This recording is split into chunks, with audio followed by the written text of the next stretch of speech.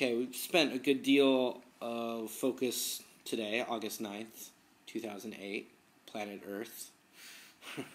Last time I checked. There are conspiracy theories on that. But we talked a lot about the pentatonic scale. It's called the minor pentatonic scale. So that means that if I want to play the A minor pentatonic scale, I put my first finger on A, and the scale looks like this.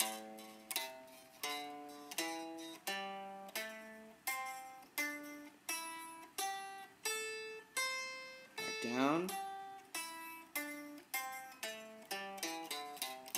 Plus we did patterns in that scale already that you need to keep working on.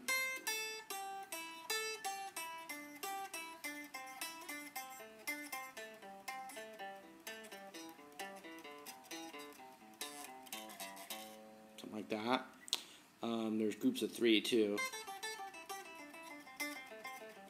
I'll show you that later. It's documented now. Okay, but if we add a note to the scale, we have what's called, it's still the minor pentatonic. I just still think of it as minor pentatonic, but they also call it the blues scale, and it looks like this.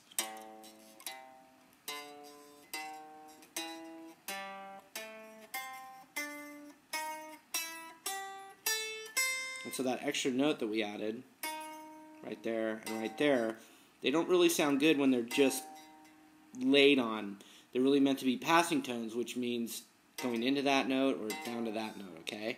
So this is the first way that we start doing some soloing or some improvised solos, and practicing the whole scale in triplets is a really good thing.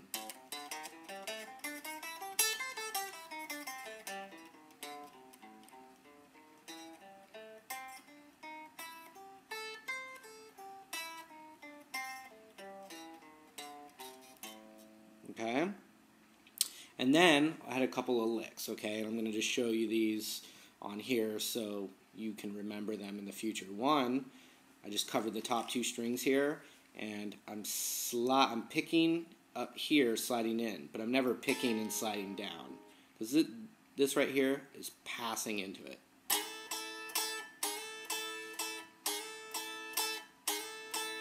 It's like an old 50s rock and roll thing.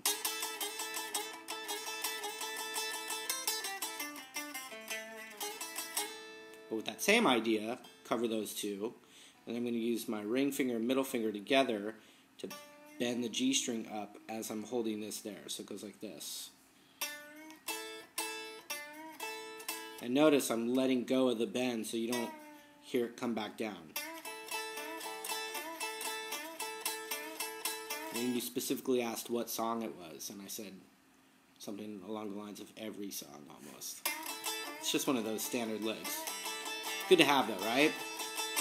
And then just that bend alone, we did a couple of things. We bent up straight to that note, like just kind of Hendrixy.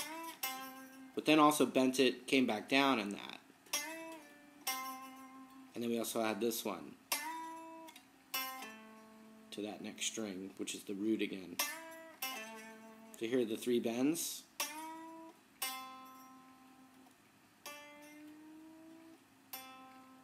The next one,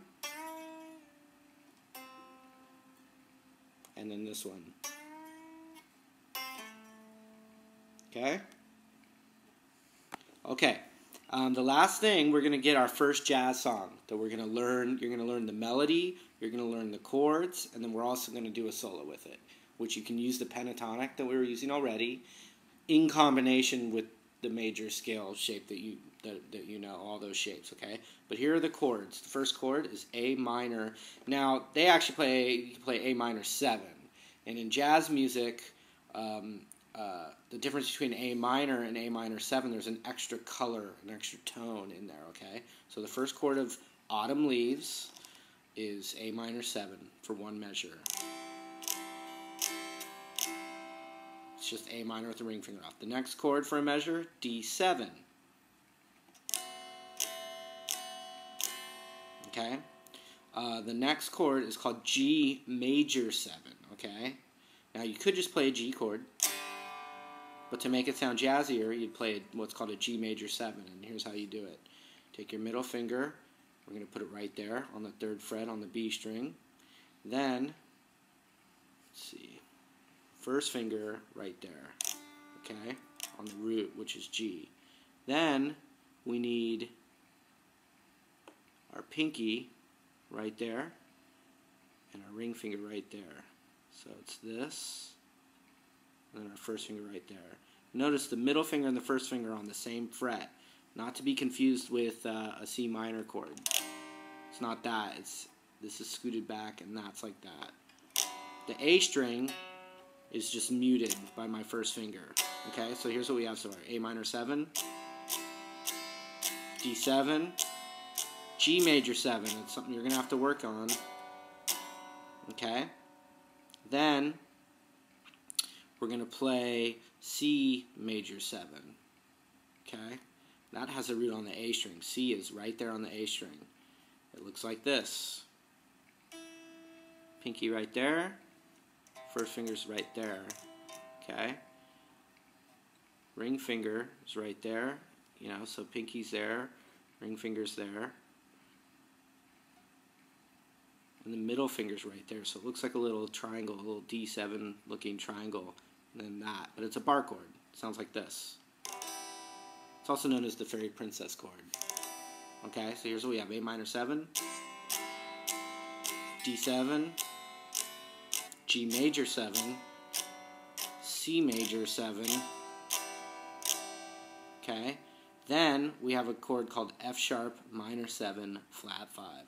It's a very fancy name. It can also be called F sharp half diminished. Okay, it's the last hard chord. Okay, middle finger on the root, which is F sharp. Okay, then ring finger right there. The A string's muted again.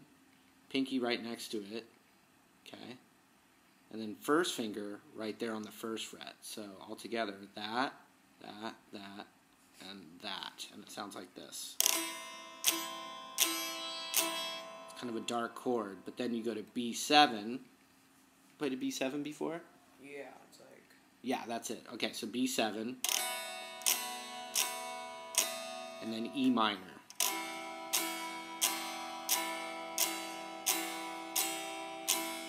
Okay, E minor's for 2 measures. Okay, so here's the whole progression, and I want you to get this. A minor, or A minor 7. Here we go. Let's start again. A minor 7 to D7, G major 7, C major 7, F sharp half diminished, B7, E minor for 2 measures. Here it is again.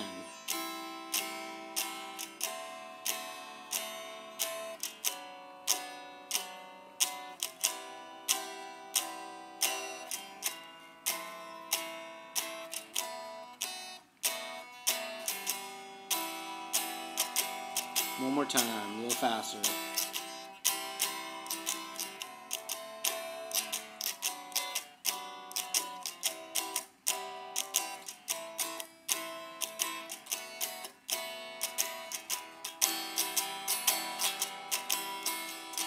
Okay, and you could even play this recording and plug in the G major scale over that and see what that sounds like.